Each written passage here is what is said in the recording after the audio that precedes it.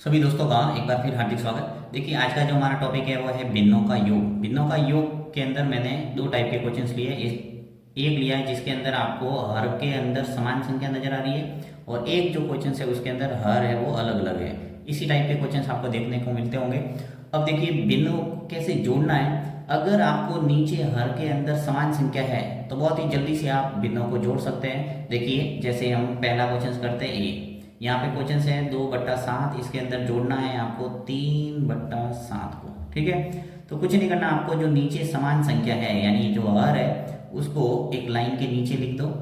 यहाँ पे हमने एक लंबी लाइन खींच के 7 को लिखा नीचे, यानी हर में जो भी आपको संख्या दे रखी है वो नीचे लिख लो। और ऊपर जो अंश में, जैसे पहली भिन्न के अंदर अंश क्या है 2, वो 2 लिखो यहाँ, फिर प्लस ऊपर यहाँ दूसरी भिन्न के अंदर क्या है 3, तो ये लिख लो 3।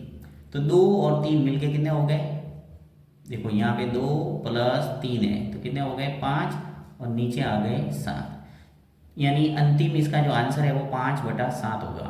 2/7 + 3/7 का जो योग है वो कितना आ जाएगा 5/7। तो अगर आपके हर के अंदर समान संख्या है तो आप जल्दी से इस टाइप से कर सकते हो योग। अगर मान लो हर है वो अलग अलग है तो आपको पूरा एलसीएम निकाल के प्रॉपर तरीके से करना पड़ेगा। तो मैं आपको बता देता हूँ कि किस ढंग से हर अलग अलग है, तो लसअप लेके इसको पूरा प्रोसेस से इसका आंसर निकाला जाता है। तो देखिए जो बी है वो मैं ले रहा हूँ यहाँ पे 4/5 + 2/8 है। ठीक है, तो सबसे पहले आपको भिन्नों को योग करना है। तो नीचे जो हर है 5 है 8 है। अब जैसे एक और भिन्न होती तो उस संख्या को भी लेते हैं, नीचे वाली जो हर है उसको, इन सब का आपको एलसीएम निकालना है। तो एलसीएम मैं आपको नीचे साइड में निकाल के बता देता हूँ। देखिए 5 और 8 इसका हम एलसीएम निकालते हैं। एलसीएम निकालने के लिए आपको पता है कि सबसे पहले 2 का भाग देते हैं, अगर 2 का नहीं जाता है तो हम 3 का देते हैं, परंतु यहाँ पे देखिए 8 है और 5 है तो 8 के अंदर 2 का भाग जा रहा है तो मैं दूंगा, जिसके अंदर नहीं जाता वो संख्या नीचे लेते हैं। एलसीएम निकालना आपको अच्छे ढंग से आता होगा। अगर मान लो एलसीएम निकालना नहीं आता है तो आपको गणित दर्पण पर मिल जाएगा, प्लेलिस्ट में जाके आप आराम से लसअप निकालना समझ सकते हैं। अब देखिए 2 का भाग 5 के अंदर नहीं जाता, 5 ऐसा का ऐसा, 2 का भाग 8 के अंदर देंगे कितनी बार जाएगा 4 बार। वापस लाइन खींचो। अब देखो 5 और 4 के अंदर आपको देखना है कि किसमें 2 का भाग जा रहा है। अगर 2 का भाग जा रहा है तो देना है, 4 के अंदर जाएगा देना पड़ेगा। 5 एज इट इज लिखेंगे ऐसा का ऐसा, 4 के अंदर गया 2 बार। ठीक है, और वापस देखिए 2 बचा है, इसका मतलब 2 का भाग जाएगा ही।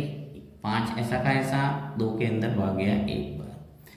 इसका काम पूरा हो गया, यानी अंतिम हमारे 1 आ गया। अब देखो यहाँ पे 5 है तो 5 में 5 का ही भाग जाएगा, दे दो 1 बार चला गया और ये 1 ऐसा का ऐसा, यानी हमारा जो एलसीएम है वो निकल के आ गया इनका गुणा। देखो इनका गुणा करो, 2 × 2 कितने हो गए 4, 4 × 2 8, 8 × 5 40, यानी 8 40 है वो इसका क्या है एलसीएम है। राइट, तो यहाँ पे मैं लाइन खींच के लिखूंगा 40।